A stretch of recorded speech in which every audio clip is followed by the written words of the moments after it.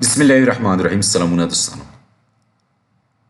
مونږ او تاسو کله چې له بازار څخه توکي رانیسو له هغوی څخه په مختلفو شیانو باندې او اکثره شیانو باندې پروډکټ ډیټس او یا ایکسپایریشن ډیټ لیکل شوي او مونږ تاسو ورته ډیر په ځیرکتیا سره ګورو.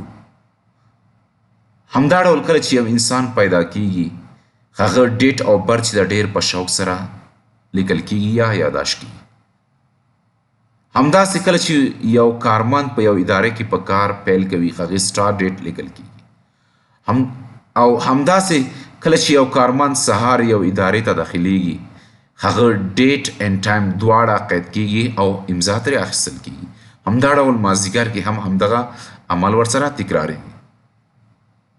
په اس کیو ایل سرور کې دا ډول معلومات ذخیره کولو دپاره موږ ستاسو کوم ډول ډیټا ټایپس لرو دغه زموږ ستاسو د ننني لیکچر موضوع ده.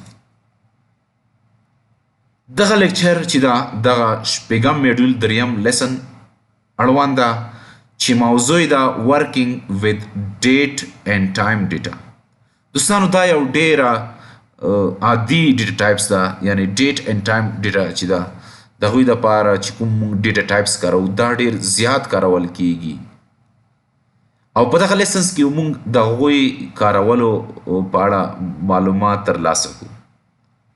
داسې فنکشنونه به هم وکاروو چې هغوی په مرسته موږ کولی شو چې ډیټ اینډ ټایم سره موږ ایزیلی پلی وکړو. او د دغه لیسنس چې دی تقریبا 4 آبجیکټس دي چې لومړی آبجیکټس همدغه داسې ډیټا ټایپس په اړه معلومات ترلاسه کول یا پوهیدل چې هغه کولی شي ډیټ اینډ ټایم معلومات ذخیره کړي. دا به هم زده کړو چې ډیټا اینډ ټایمز موږ څه ډول په اس کیو ایل سرور کې انټر کولی شو او هغه موږ څه ډول کنورټ کولی شو.